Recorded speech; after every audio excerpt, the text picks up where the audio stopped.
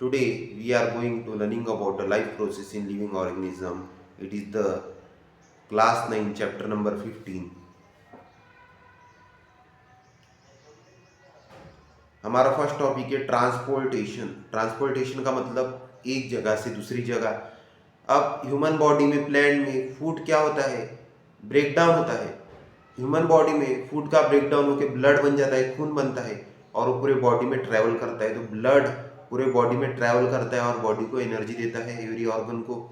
वैसे प्लांट के अंदर में दो कंडक्टिव टिश्यू है जिसका नाम है जाइलम फ्लोएम। जाइलम कंडक्ट करता है वाटर को, बाद में फोटोसिंथेसिस के बाद में जो फूड बनता है जिसको स्टार्च कहते हैं, सेकेंड नेम उसका ग्लूकोज भी है, वो पूरे प्लांट के बॉडी में ट्रैवल करता है, तो इसको कहते हैं ट्रांसपोर्टेशन। अब ट्रांसपोर्टेशन इन प्लांट, सबसे पहला टॉपिक ट्रांसपोर्टेशन प्लांट के अंदर में कैसा होता है। अब ट्रांसपोर्टेशन प्लांट के अंदर में होता है मेनली फ्रॉम द रूट। अब आपके सामने प्लांट दिख रहा है, इस प्लांट में रूट्स आपको दिख रहे हैं, ये रूट से ट्रांसपोर्टेशन शुरू होता है। अब यहाँ पे आपको वाटर दिख रहा है, तो ये प्लांट क्या करेगा, वाटर को एब्जॉर्ब करेगा। इसमें रूट्स में होते हैं दो कंडक्टिव टिश्यू या कंडक्टिंग टिश्यू भी बोल सकते हो उसको, और वस्कुलर टिश्यू भी कहा जाता है। तो इनका नाम है xylem and phloem. Xylem conduct water. अब ये पानी जो आपको दिख रहा है इसमें का वाटर, ये जाइलम इसको कंडक्ट करके कहाँ पे लेके जाएगा, प्लांट की शूट तक, यानी प्लांट के पूरे ऊपरी हिस्से तक लेके जाएगा, लीव्स तक लेके जाएगा, जो इसके लीफ है, पत्ते हैं, वहां तक लेके जाएगा। अब बाद में सनलाइट जैसे इसको मिलती है वैसे प्लांट करता है फोटोसिंथेसिस शुरू। अब फोटोसिंथेसिस के लिए क्या चाहिए, कार्बन डाइऑक्साइड, सनलाइट और वाटर। अब वाटर ऑलरेडी इस प्लांट के पास में प्रेजेंट है। वाटर सॉइल के अंदर में होता है, जमीन के अंदर में होता है, उसके बाद में वाटर हम प्लांट्स को देते भी है। सेकंड थिंग, कार्बन डाइऑक्साइड हम देते हैं जब हम रेस्पिरेशन करते हैं या ब्रीथिंग करते हैं, तो हमारे बॉडी से निकलता है कार्बन डाइऑक्साइड, और कार्बन डाइऑक्साइड प्लांट को मिलता है। उसके बाद में गाड़ी में से स्मोक निकलता है, स्मोक में भी कार्बन डाइऑक्साइड होता है। कोई भी चीज़ को हम बर्न करते हैं तब भी कार्बन डाइऑक्साइड निकलता है। तो ऐसे बहुत सारे सोर्सेस है कार्बन डाइऑक्साइड के जो प्लांट्स को मिलते हैं। और सनलाइट डे में, दिन के समय होती है, और ये प्लांट्स करते हैं फिर फोटोसिंथेसिस। तो ये है transportation of water in plant. यानी वाटर कहाँ से जाता है, रूट से जाता है, रूट टू शूट। और कौन से टिश्यू उसको लेके जाते हैं, जाइलम। ओनली एक जाइलम ही एक ऐसा टिश्यू है जो वाटर को कंडक्ट करता है। अगला है फ्लोएम, वो फूड। जब फोटोसिंथेसिस के बाद में खाना बन जाता है, फूड बन जाता है in the form of starch and gate convert into glucose, फिर उसका कन्वर्जन होता है ग्लूकोज में, और एक पूरे बॉडी में ट्रैवल करता है। इसको ट्रैवल करने वाला जो टिश्यू है वो है फ्लोएम। आप इसको एक पाइपलाइन के जैसे समझ सकते हैं, जैसे हमारी बॉडी में नसें होती है वैसे प्लांट की बॉडी में होते हैं जाइलम एंड फ्लोएम। ये प्लांट की नसें है, बस ऐसे ही समझिए आप। उसके बाद में वेन्स वगैरह पे बताएंगे। देखिए वेन्स क्या होते हैं, लीफ में आपको वी टाइप का शेप दिखेगा, इसको वेन्स कहते हैं, जो लीफ के स्ट्रक्चर को क्या करती है, मेंटेन करती है। उसके बाद में ट्रांसपिरेशन पूल वगैरह हम अगले टॉपिक में देखेंगे। देखिए यहाँ पे absorption with the help of root. तो आप भी, आपके सामने रूट हेयर दिख रहा है, वाटर जाता है रूट हेयर में से, रूट्स में बारीक बारीक छोटे छोटे हेयर्स होते हैं, इसमें से जाता है ये कॉर्टेक्स में, कॉर्टेक्स से जाता है ये जाइलम में। अब यहाँ पे लेयर होती है इसकी लेयर को कहते हैं, सबसे बाहर की जो लेयर होती है उसको कहते हैं एंडोडर्म। जो बीच में की मिडल लेयर होती है एंडोडर्म के अंदर की, जैसे कि फॉर एग्जांपल ये आपको अभी पेज जो दिख रहा है, तो इसके जो कॉर्नर है इसको बोलेंगे एंडोडर्म। एंडो का मतलब होता है बाहरी हिस्सा। अगला इसमें का जो मिडल का जो पार्ट है उसको कहते हैं मेजो। मेजो का मतलब होता है मिडल। रूट के जो बीच में का जो पार्ट है उसको कहते हैं मेजोडर्म। अब सबसे बाहर का जो हिस्सा जो है उसको कहते हैं एक्टोडर्म। तो सबसे बाहर का हिस्सा जो होता है उसको कहते हैं एक्टोडर्म, बीच में के हिस्से को कहते हैं मेजोडर्म, और जो अंदर का हिस्सा जो होता है उसको कहते हैं एंडोडर्म। एंडो का मतलब होता है अंदर का, एक्टो का मतलब होता है बाहर का। और ऐसे करके ये वाटर ट्रेवल करता है जाइलम से। अगला टॉपिक है हमारा ट्रांसपिरेशन पूल। ट्रांसपिरेशन पूल में देखिए क्या होता है, अभी mineral water tissue transportation through leaves. Transpiration pool का मतलब होता है कि लीव्स में से क्या निकलना, वाटर का निकलना। अब लीव्स में से वाटर कब निकलता है, अब जैसे कि हम लोग खाना खाते हैं, वाटर गेन करते हैं, बाद में हमको यूरिनेशन के लिए जाना पड़ता है, वो हमारा एक्सक्रीटा होता है, वेस्ट होता है, वैसे प्लांट का भी वेस्ट होता है। दिन भर प्लांट फोटोसिंथेसिस करते हैं, ये वाटर को एब्जॉर्ब करते हैं सॉइल के अंदर से, और ड्यूरिंग नाइट टाइम अब जो भी पानी इनके बॉडी में बच जाता है, यानी जो प्रोसेस नहीं हो पाई या जो वेस्ट वाटर था, तो ये वाटर ड्यूरिंग नाइट टाइम इनके बॉडी में से रिलीज होता है। तो सुबह मॉर्निंग के समय हमको क्या दिखते हैं, लिप्स के ऊपर में वाटर वेपर दिखते हैं, बस इसी को कहते हैं transpiration pool. The extra water from the plants body get dispatch from the leaves is called transpiration pool. अब देखिए यहाँ पे कुछ आपको डू यू नो को आपको रीड करना है। Transportation of food and other substance in plant. अब इसमें ट्रांसपोर्टेशन कैसे होता है, ट्रांसपोर्टेशन ऑफ फूड, फूड यानी फूड होता है फ्लोएम से, and other substance in plants, minerals वगैरह होते हैं जाइलम से। और प्लांट की बॉडी के अंदर भी एटीपी बनती है, लेकिन लेस अमाउंट ऑफ एटीपी बनती है, क्योंकि प्लांट्स को लोकोमोशन नहीं करना होता है। लोकोमोशन का मतलब होता है एक से दूसरी जगह जाना, और मूवमेंट का मतलब होता है उसी जगह में थोड़ा सा मूवमेंट करना। जैसे कि हवा की वजह से आपको दिखते होंगे ब्रांचेस है ट्री के, उसके बाद में लीव्स, पत्ते वगैरह हिलते हुए दिखते हैं आपको, मूवमेंट करते हुए दिखते हैं, इसको कहते हैं मूवमेंट। और लोकोमोशन हम करते हैं एक जगह से दूसरी जगह जाना। तो ट्रांसपोर्टेशन किससे होता है, मेनली फ्लोएम से, क्योंकि फूड के बारे में बताया गया। The conducting tissue such as the phloem transport the food in the whole plant body और tree body is called transportation of food.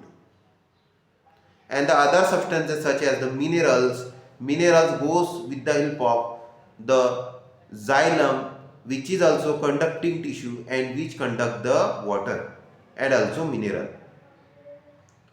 Excretion का मतलब होता है वेस्ट को बाहर निकलना। प्लांट की बॉडी से भी वेस्ट बाहर निकलता है, अभी आपको मैंने बोला ट्रांसपिरेशन पूल। अब जो इसमें एक्सेसिव वाटर है, क्योंकि मेन चीज पानी प्लांट की बॉडी में क्या है, वाटर। सनलाइट उसको मिलती है जब तक वो फोटोसिंथेसिस करता है, उसको एब्जॉर्ब करता है वो। कार्बन डाइऑक्साइड उसमें स्टोमेटा होता है लीव्स के अंदर में, टाइनी पोर्स होते हैं, छोटे छोटे छेद होते हैं, उसको स्टोमेटा कहते हैं। स्टोमेटा से जितना कार्बन डाइऑक्साइड चाहिए, जैसे कि खाना बनाने के लिए जितना मसाला चाहिए हम उतना डालते हैं, वैसे ही प्लांट को जितना कार्बन डाइऑक्साइड चाहिए उतना कार्बन डाइऑक्साइड वो क्या करता है, गेन करता है अपनी बॉडी में, और वाटर को वो ज़्यादा गेन करता है।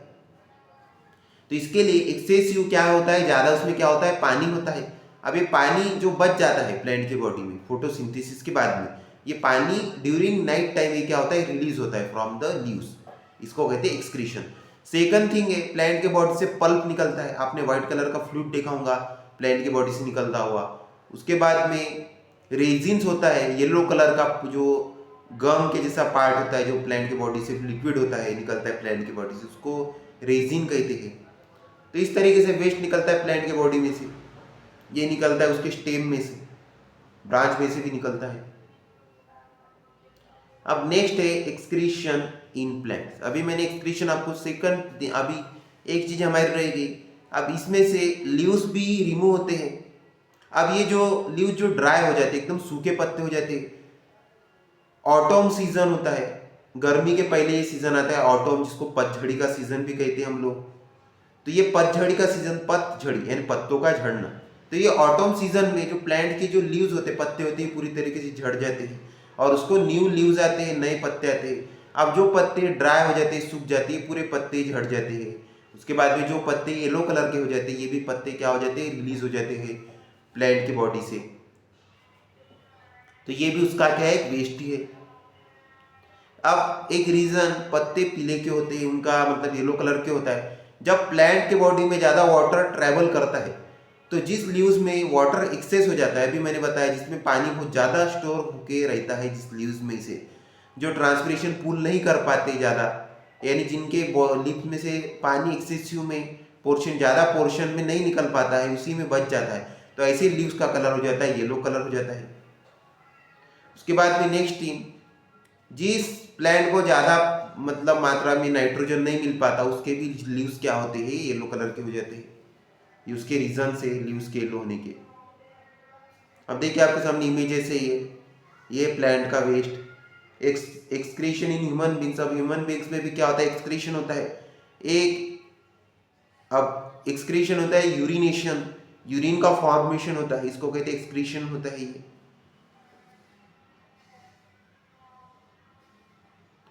अब ये होता है एक्सक्रिएटरी सिस्टम से होता है। अब एक्सक्रिएटरी सिस्टम है किडनी। अब किडनी के बारे में नॉर्मल इंफॉर्मेशन दी गई, किडनी है टू बीन शेप होता है and it has a medulla capillary. In the medulla capillary nephron is present. Nephron filter the blood and separate into two parts, first is the clean blood and other is the urine. अब nephron क्या करता है, blood को clean करता है और उसमें से क्लीन ब्लड अलग हो जाता है और यूरिन अलग हो जाता है। ये यूरिन जाके स्टोर होता है यूरिनरी ब्लैडर में। ये दिख रहा है आपको यूरिनरी ब्लैडर, इस यूरिनरी ब्लैडर में स्टोर होता है और जो भी पर्सन है फिर उसको यूरिनेशन के लिए जाना होता है। अब इसमें ग्लोमेरुलस होता है, जो मतलब ये सब फिल्ट्रेशन यूनिट है। Glomerulus is also called as filtration units.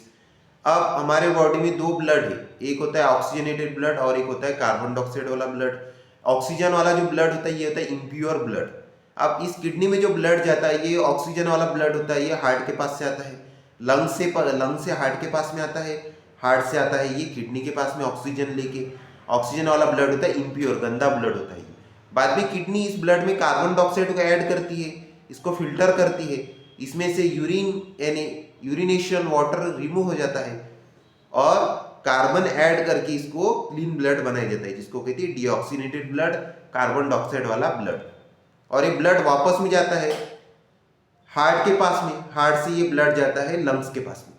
और ऐसे ब्लड पूरे इसके दौरान ये ब्लड पूरे बॉडी में सर्वाइव करता है, ट्रैवल करता है पूरी बॉडी में और एनर्जी देता है बॉडी के अंदर। नेक्स्ट थिंग, अब ये जो ऑक्सीजन वाला जो ब्लड होता है ये पूरे बॉडी में घूम के, ऑक्सीजन वाले ब्लड के पास में होती है एनर्जी, पूरी बॉडी के अंदर में घूम के एनर्जी सप्लाई करके आता है किडनी के पास से। बाद में किडनी के पास में से इसको फिल्टर किया जाता है, इसमें से यूरिनेशन सेपरेट होता है, ब्लड सेपरेट होता है, इसमें कार्बन डाइऑक्साइड को मिक्स किया जाता है और ये ब्लड फिर जाता है हार्ट के पास से। हार्ट के पास से ब्लड जाता है लंग्स के पास में, लंग्स में होता है ऑक्सीजन, वापस में इस लंग्स के ऑक्सीजन को इसमें फिल होता है ऑक्सीजन और वापस में ये ब्लड हार्ट के पास में जाता है और हार्ट से पूरे बॉडी से घूमते हुए वापस में किडनी के पास में जाता है। इसको कहते हैं साइक्लिक चेन ऑफ ब्लड, यानी ये साइक्लिक ऑर्डर ऑफ ब्लड, इस तरीके से ब्लड पूरे बॉडी में ट्रेवल करता है। अब देखिए आपके सामने ये मेडुला कैपिलरी, ऐसे मेडुला कैपिलरी होती है किडनी के अंदर में। अब इसमें आपको ये पार्ट दिख रहा होगा, इसको कहते हैं नेफ्रॉन। ये नेफ्रॉन का यहाँ पे स्ट्रक्चर देखिए यहाँ पे ग्लोमेरुलस है, कैप्सूल, ट्यूब्यूल है, कलेक्टिंग डक्ट। अब ये जो आपको जो यहाँ पे दो मतलब पाइप दिख रहे छोटे छोटे ग्लोमेरुलस के पास से, अब इसमें से आता है ब्लड। अब ये ब्लड आने के बाद में एक तरफ में इसमें हो जाता है, जैसे कि फॉर एग्जाम्पल मैं ब्रश से आपको बताता हूँ, यहां से इसमें ब्लड आएगा। ब्लड आने के बाद में ब्लड कौन सा ब्लड था, ऑक्सीजन वाला ब्लड। ये ब्लड था ऑक्सीजन वाला, आया ग्लोमेरुलस में। कलर चेंज कर देता हूं आपको समझ में, ग्लोमेरुलस में आए। अब ये ग्लोमेरुलस क्या करेगा, इसको फिल्टरिंग यूनिट है, ये फिल्टर करेगा, इसमें ये मिलाएगा कार्बन डाइऑक्साइड, यानी ये कार्बन मिलाएगा।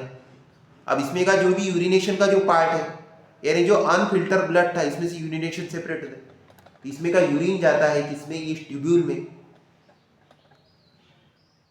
और जो क्लीन ब्लड होता है वो जाता है इस पाइप में। ये ब्लड है कार्बन डाइऑक्साइड वाला। ये ब्लड फिर जाता है हार्ट के पास में, हार्ट से जाता है लंग्स के पास में, लंग्स में से इसमें और ऐड होता है ऑक्सीजन, कार्बन डाइऑक्साइड रिमूव होता है और पूरे बॉडी में ये ब्लड सर्वाइव करता है, ट्रैवल करता है।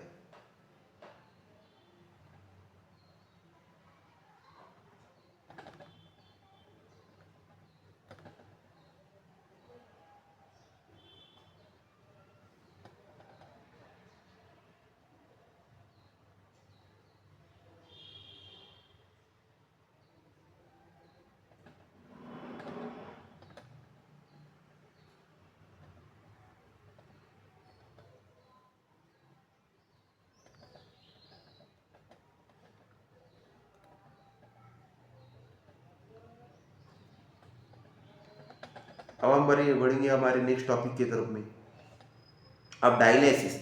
अब जिन लोगों की किडनी प्रॉपर वर्क नहीं करती, इनको डायलिसिस सेंटर में जाना पड़ता है। एक मशीन आती है, ये जैसे किडनी काम करती है वैसे ये मशीन क्या करती है, इस ब्लड को फिल्टर करने का काम करती है। इसको कहते हैं डायलिसिस ऑफ ब्लड।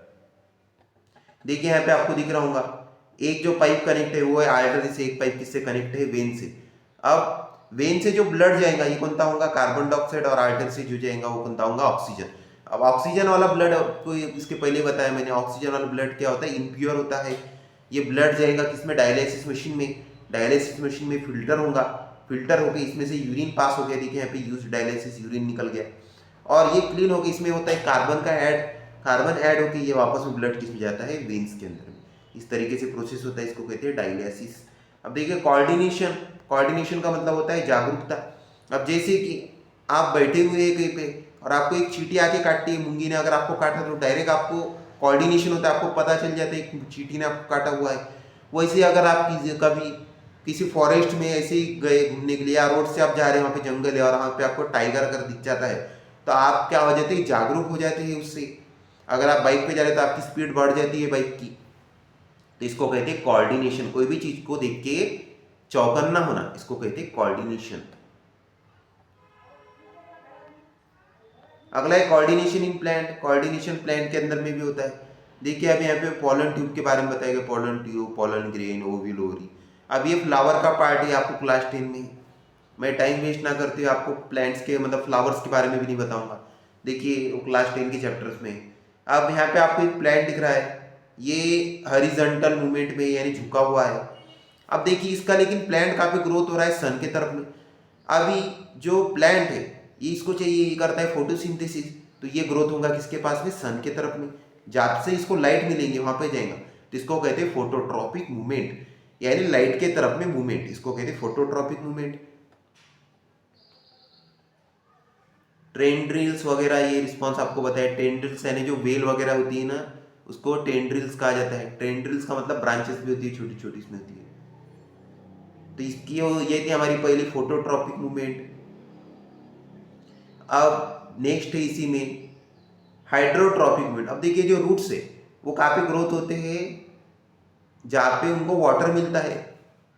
अब जमीन के अंदर में आपने देखा होगा प्लांट्स में, अगर कोई प्लांट्स टूट जाता है, गिर जाता है, या कोई इसको रिमूव करता है, तो उसके रूट्स आपको क्या दिखते हैं, सीधे स्ट्रेट जाते हुए नहीं दिखते हैं, आजू बाजू में जाते हुए दिखते हैं, हेयर एंड देयर।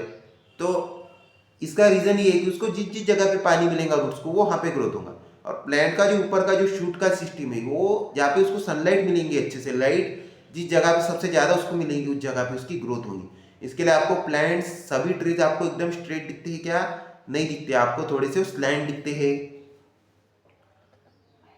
तो ये होती है हाइड्रोट्रॉपिक मूवमेंट, यानी रूट्स का पानी की तरफ में बढ़ना। अब नेक्स्ट है हमारा pollen tube towards the ovule. Pollen tube तो टुवर्ड्स ओव्यूल होगी क्योंकि उसको ओव्यूल में जाना है, ये अलग चीज है। केमोट्रॉपिक मूवमेंट होती है इसको। अब केमोट्रॉपिक मूवमेंट है, अब यहाँ पे आपको ओव्यूल दिख रहा है। अब देखिए ये female reproductive system of flower. अब इसमें होता है पोलन ग्रेन, पोलन ग्रेन ऊपर है। अब फ्लावर्स में दो फ्लावर्स है, male flower, female flower. Male flower के पास में होता है एंथर और फिलामेंट, फिलामेंट में होता है पोलन ग्रेन। अब ये पोलन ग्रेन जब ये फिलामेंट बस्ट होता है, फूट जाता है, तो ये पोलन ग्रेन उड़ के गिरते हैं पोलन ट्यूब के ऊपर में। पोलन ट्यूब यानी ये स्टिग्मा, जो ऊपर का जो पार्ट आपको जो दिख रहा है इसको कहते हैं स्टिग्मा। स्टिग्मा पे स्टिक हो जाता है, स्टिग्मा यानी स्टिकी सब्सटेंस। इसमें जो भी चीज जाती है वो स्टिक हो जाती है, चिपक जाती है, तो स्टिग्मा पे जाके स्टिक हो जाती है। और इसमें से जाके अब ये पोलन ट्यूब में से क्या होते हैं, ट्रैवल करते हैं। पोलन ट्यूब में से जाते हैं ये ओव्यूल के अंदर में से, ओव्यूल में जाते हैं ओरी के पास से। और यहाँ पे होता है एग, ये जो आपको जो दिख रहा है यहाँ पे पर्पल कलर का, वो है एग। एग के साथ में क्या होता है, फर्टाइल हो जाती है, और फर्टाइल होके फिर इसका कन्वर्ट हो जाता है सीड में और फ्रूट में। अब फ्रूट बन जाता है इससे, और अंदर में होती सीड, तो इसको कहते हैं केमोट्रॉपिक मूवमेंट।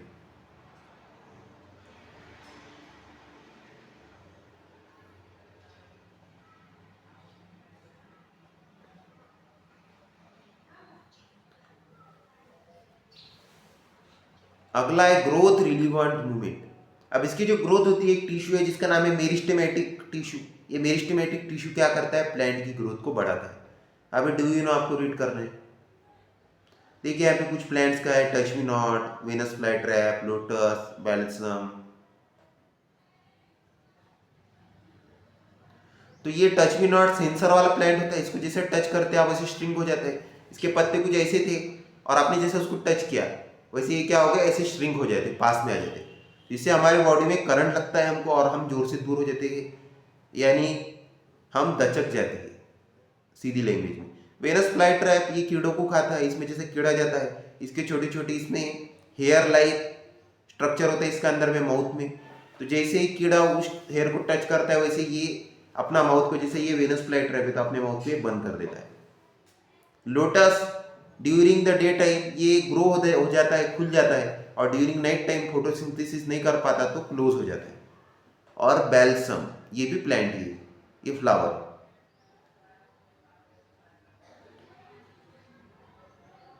तो इस तरीके से इसमें मूवमेंट होती है इस प्लांट में। यहाँ पे आपको मूवमेंट्स के बारे में बताया गया, डू यू नो आपको रीड करना है। Coordination in human being. अब कोऑर्डिनेशन ह्यूमन बीइंग किसके थ्रू होता है, नर्वस सिस्टम के थ्रू। अब हमारा नर्वस सिस्टम यानी नर्व्स होती है इसमें, ये नर्व्स हमारे को क्या करते हैं, हमारे ब्रेन को, ब्रेन टू ऑर्गन सिग्नल पहुंचाने का काम करती है, इसको कहते हैं नर्वस कंट्रोल।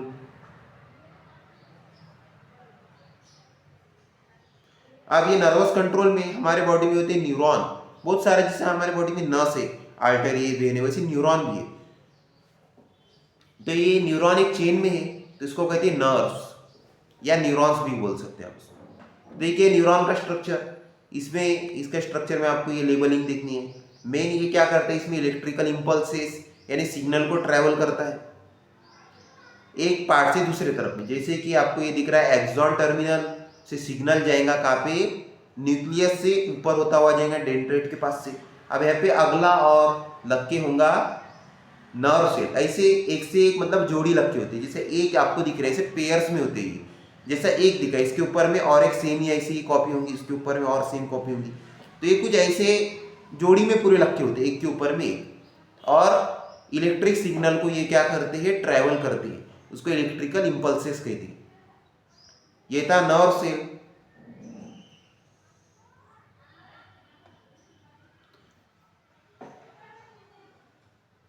अब है टाइप ऑफ, ये पूरी इंफॉर्मेशन आपको रीड करनी है, इसमें कोई डाउट से तो आपको पूछना है। टाइप्स ऑफ नर्व सेल, देखिए टाइप से इसमें सेंसरी न्यूरॉन है, मोटर न्यूरॉन है, एसोसिएशन न्यूरॉन है।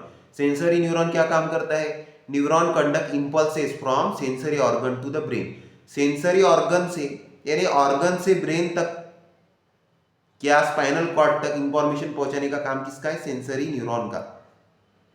मोटर न्यूरॉन का काम है इंपल्सेस फ्रॉम ब्रेन और स्पाइनल कॉर्ड। अब ब्रेन से, अब जैसे कि आपका ऑर्गन, आपको भूख लगी थी, स्टमक ने क्या किया, सिग्नल पहुंचाया ब्रेन तक, तो ये ऑर्गन, ये न्यूरॉन कौन सा होता है, सेंसरी न्यूरॉन। अब बाद में ब्रेन ने उसको क्या दिया, सिग्नल दिया हैंड्स को। अब हम जाते हैं और कुछ भी चीज को खाते हैं, जो चीज हमको मिलती है वो, तो ऐसा ब्रेन ने क्या किया, ऑर्गन्स को सिग्नल दिया, आइज को दिया खाना तलाश करने के लिए, हैंड्स को दिया खाने के लिए, और माउथ को दिया वर्क करने के लिए। तो ब्रेन सिग्नल जो दे रहा है ब्रेन टू ऑर्गन, इसको कहते हैं मोटर न्यूरॉन। और एक है एसोसिएशन न्यूरॉन। एसोसिएशन न्यूरॉन एक एक्स्ट्रा की चीज है। अगर सेंसरी न्यूरॉन और मोटर न्यूरॉन के बीच कभी क्रॉस कनेक्शन होता है, जैसे कि कोई लोग, अगर हम गर्म चीज को लगाते तो जैसा हम हाथ लगाते वैसे हमारा हैंड पीछे आता है, इसको कहते हैं रिफ्लेक्स एक्शन। ये रिफ्लेक्स एक्शन करता है एसोसिएशन न्यूरॉन, यानी इंटीग्रेशन वाला काम करता है, स्पीड में क्या कर देता है, वो ऑर्डर दे देता है, इसको कहते हैं एसोसिएशन न्यूरॉन। अब ये ब्रेन तक नहीं जाता, ये स्पाइनल कॉर्ड तक ही जाता है, स्पाइनल कॉर्ड से डायरेक्ट जाता है और जल्दी से काम कर लेता है। एसोसिएशन न्यूरॉन एक एक्स्ट्रा की चीज दी गई है बॉडी में। कभी सेंसरी न्यूरॉन अगर वर्क ना करे प्रॉपरली तो एसोसिएशन न्यूरॉन क्या करेगा, वर्क करेगा। वैसे लिम्फेटिक सिस्टम भी होता है, एक एक्स्ट्रा की चीज मैं आपको बता दे रहा हूँ। ये हमारे बॉडी में लिम्फेटिक सिस्टम, लिम्फ्स होती है, नर्व से भी बारीक, जो हमारी आर्टरी वेन से इससे भी छोटी बारीक साइज में होती है लिम्फ्स, ये हमारे बॉडी में होती है। अब जिन लोगों को हार्ट अटैक वगैरह आता है तो ये थोड़ी देर तक जिंदा रहते हैं, ये कारण है लिम्फेटिक सिस्टम का। जब आर्टरी वेन्स प्रॉपर ब्लड को नहीं पहुंचा पाते, जो हार्ट के अंदर की जो आर्टरी वेन्स है इसमें जब ब्लॉकेज होता है, जो कोरोनरी आर्टरी होती है हार्ट के अंदर की, कोरोनरी आर्टरी, पिल्मोनरी आर्टरी, इसमें ब्लॉकेज होते हैं और ये ब्लॉकेज से जो है हार्ट तक ब्लड नहीं पहुंच पाता, इस टाइम पे काम करता है। फिर लिम्फेटिक सिस्टम, लिम्स भी कनेक्ट होती है हार्ट से और ये लिम्स से ब्लड हार्ट में जाता है, लेकिन लिम्स का साइज छोटा होता है तो ज़्यादा ब्लड नहीं जा पाता है, तो जो भी पर्सन है हार्ट अटैक वाला थोड़ी देर तक जिंदा वगैरह रह सकता है। अब ये डॉक्टर से भी आप कंसल्ट कर सकते हैं इन चीज़ों के बारे में। अगला देखिए ह्यूमन नर्वस सिस्टम, इसमें है CNS, PNS, ANS। Central nervous system में आता है ब्रेन, स्पाइनल कॉर्ड होती है इसमें सेंट्रल नर्वस सिस्टम में, मीनिंजेस होते हैं, वेंट्रिकल्स होते हैं, सेंट्रल कैनल्स होते हैं, सबके अलग अलग क्या है फंक्शन से वर्क है। अब CNS में होता है सेरिब्रम होता है, cerebellum, spinal cord, medulla oblongata, ये पूरा ब्रेन का स्ट्रक्चर है। अब ये सबके अलग अलग कंट्रोल्स है। उसके बाद में इसमें लोब्स होती है, टेम्पररी लोब होती है, ऑक्यूपाइटल लोब होती है, पेरेंटल लोब होती है। तो अभी ऑक्यूपाइटल लोब का काम होता है कि हम जो भी चीज़ देखते करते हैं तो ये पूरे सेंसर जाते हैं ऑक्यूपाइटल लोब के पास में। उसके बाद में हम जो सुनते वगैरह है कान से, ये भी जाता है ऑक्यूपाइटल लोब। तो ऐसे लोब्स होती है इस ब्रेन में। ये सब आपको जब आप हायर स्टडीज में जाएंगे जब आएगा, convolution of cerebellum, structure of brain बताया गया। अभी आपको जो भी इंफॉर्मेशन है पूरी CNS की, ये सभी आपको रीड करनी है। ये थोड़े से आपको इसमें शॉर्ट पॉइंट्स बता देता हूँ वेंट्रिकल्स के बारे में। The spinal cord is protected by vertebral column. Vertebral column होते स्पाइनल कॉर्ड पे, इसको प्रोटेक्ट करते हैं। अब the space between delicate CNS and the bony coverage. अब CNS और बोनी, अब हमारा जो स्कल होता है, ये स्कल के पास में क्या है, ये बोन दिखती है आपको और ब्रेन है, तो इन दोनों के बीच में जो स्पेस है, प्रोटेक्टिव लेयर, इसका नाम होता है मीनिंजेस। ये क्या करते हैं, हमारे ब्रेन को प्रोटेक्ट करते हैं। अगर आपके सर पे कोई अगर पुश करता है, धक्का मारता है, तो आपके ब्रेन को धक्का नहीं पहुंचता है, इसका कारण है मीनिंजेस। ये दोनों के बीच में कवरिंग होती है, उसके बाद में ऊपर की कवरिंग होती है बोन्स की, स्कल कहते हैं उसको हम। ये पूरा आपको रीड करना है, तो आपको ये चीज़ें समझ में आएंगी, क्योंकि वास्ट टॉपिक है ये, बड़े बड़े टॉपिक होते हैं। अब देखिए आपको एनालिटिकल, अब यहाँ पे ब्रेन के बारे में बताया गया है लेफ्ट एंड राइट। तो लेफ्ट ब्रेन काम में आता है साइंस मैथ की, जिनका लेफ्ट ब्रेन एक्टिव होता है वो साइंस मैथ्स में बहुत अच्छा काम कर लेते हैं, और जिनका राइट ब्रेन एक्टिव होता है वो करते क्रिएटिविटी में, आर्ट्स में बहुत ज़्यादा काम करते हैं, हॉलिस्टिक थिंकिंग यानी म्यूजिक होता है, डांस होता है। सेरेब्रम, सेरेबेलम, मेडुला ऑब्लंगेटा, ये पूरी चीज़ें आपको रीड करनी है, क्योंकि ये वास्ट टॉपिक है। बताते बोले तो हमारा जो लेक्चर बहुत बड़ा जाएगा, तो ये सब चीज़ें आपको रीड करनी है। और आपके अगर डाउट्स है तो वो आप मुझे कमेंट सेक्शन में पूछ सकते हैं, या पर्सनली मेरे व्हाट्सएप नंबर पे आप पूछ सकते हैं। मैं मेरा आपको नंबर यहाँ पे लिख के दे देता हूँ। अगर आपको कोई डाउट्स है तो आप मेरे व्हाट्सएप नंबर पे मुझे कांटेक्ट कर सकते हैं।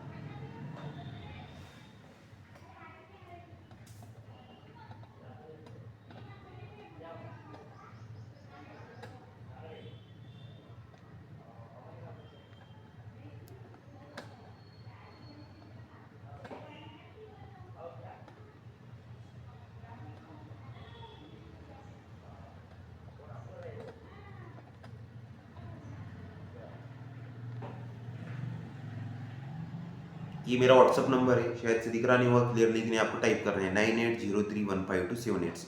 अगर आपकी कोई भी डाउट्स है इसमें तो आप मुझे वो व्हाट्सएप पे भी पूछ सकते हैं। स्पाइनल कॉर्ड, अभी स्पाइनल कॉर्ड क्या करते हैं, हमारा जो पोस्चर है उसको एक शेप देने का काम करते हैं। हम स्ट्रेट चलते हैं करते हैं, तो ये हमारा स्पाइनल कॉर्ड है, वर्टिब्रल कॉलम्स की वजह से होता है, जो हमारी बैकबोन है इससे। उसके बाद में ये भी इंफॉर्मेशन को क्या करती है, ट्रैवल करती है।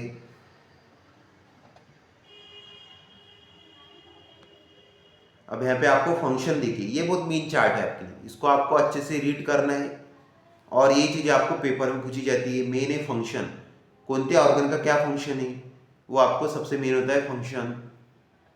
अब देखो peripheral nerves, PNS, cranial nerve, spinal nerve.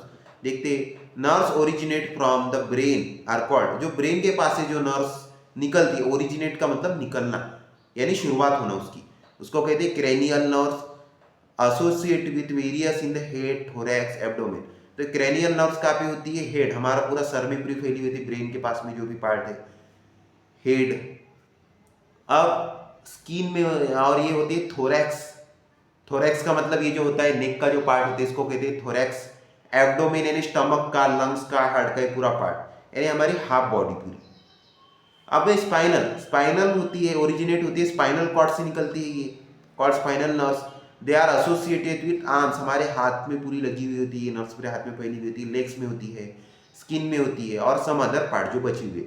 तो 12 पेयर्स होते हैं क्रेनियल नर्व्स के, 31 पेयर होते हैं स्पाइनल नर्व्स के। जीके का क्वेश्चन ही आपको पता होना चाहिए, पीएनएस था ये हमारा। अब देखिए एएनएस, ऑटोनॉमस, ये भी एक्स्ट्रा है एक autonomic. Autonomic nervous system consist of nerves, involutory organs. Involutory यानी जिसको हम कंट्रोल नहीं कर सकते, हार्ट हो गया, लंग्स हो गया, स्टमक हो गया। It is not under the control of our wheel, wheel यानी मतलब हमारे वो कंट्रोल में नहीं है। अगला देखिए रिफ्लेक्स एक्शन, जब भी आप कोई भी चीज को अगर टच करते हैं, वैसे आपके हैंड से क्या जाता है, एक सिग्नल जाता है। ये सिग्नल ब्रेन तक नहीं जाता, ओनली कहाँ तक जाता है, ऑटोनॉमस नर्व्स यानी स्पाइनल कॉर्ड तक जाता है, और बहुत ही ज्यादा हिटेड है तो नर्व्स डायरेक्टली उसको क्या देती है, सिग्नल। मैं पैराग्राफ थोड़ा रीड कर लेता हूं आपको, इसमें परफेक्ट इंफॉर्मेशन होती है।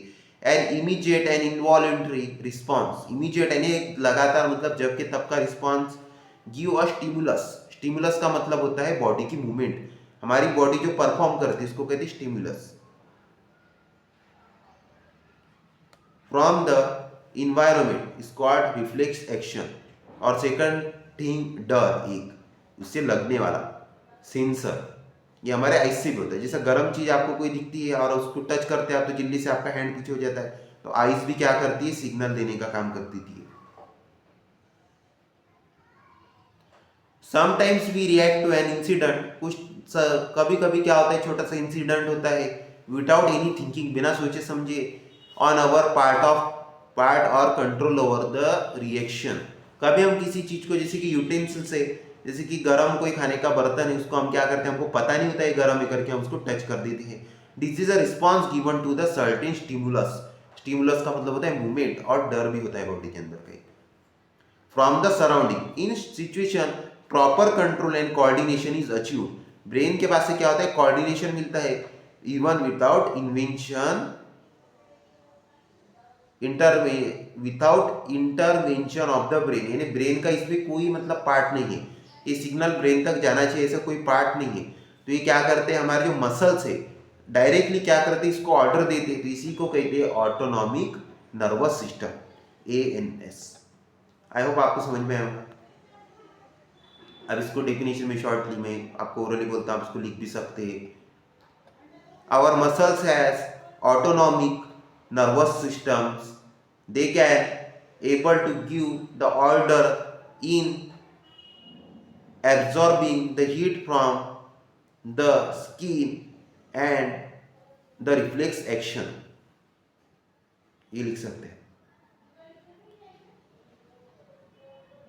The autonomic nervous systems gives order from the muscle to our organ for removing the hand and legs or skin part is called reflex action। ये डेफिनेशन इसकी लिख सकते हैं आप, इसकी लिख सकते हैं। अब देखो केमिकल कंट्रोल, अब हमारी बॉडी में क्या है, बहुत सारे एंजाइम्स है। अब एंजाइम, केमिकल और हार्मोन तीनों चीजें एक है, बस उनको अलग अलग नाम दे दिए गए। जो बाहर की चीज होती है उसको कहते हैं केमिकल, हमारी बॉडी में जो भी केमिकल्स है इनको कहते हैं एंजाइम्स। और सेकंड थिंग उसको हार्मोन्स भी कहा जाता है। अब हमारे ब्रेन में होता है पिट्यूटरी ग्लैंड, ये पिट्यूटरी ग्लैंड क्या करता है, 7 हार्मोन प्रोड्यूस करता है, तो इसको एंडोक्राइन ग्लैंड्स भी कहते हैं। हमारी बॉडी में पूरे फैले हुए एंडोक्राइन ग्लैंड्स, एंडो मतलब अंदर, क्राइन यानी बॉडी के अंदर के, एंडोक्राइन ग्लैंड्स। अब ये पूरा पैसेज आपको रीड करना है, ये आपको दोनों का मेल फीमेल का बॉडी में एंडोक्राइन ग्लैंड के डिफरेंस बताए गए, थाइमस सब चीजें यूजिंग आईसीटी। अब ये एंडोक्राइन ग्लैंड्स का आपको पूरा चार्ट जो है रीड करना है, पिट्यूटरी ग्लैंड्स में कौन कौन से हार्मोन्स होते हैं, फंक्शंस क्या है उसका, थायराइड का, ये पूरा आपको सब रीड करना है। और एक लास्ट टाइम में आपको पूरा डिटेल में, और सीबीएसई के भी मैं वीडियोस बनाने वाला हूँ, उसमें भी पूरा detail information. Thank you, I hope आपको लेक्चर पसंद आया होगा।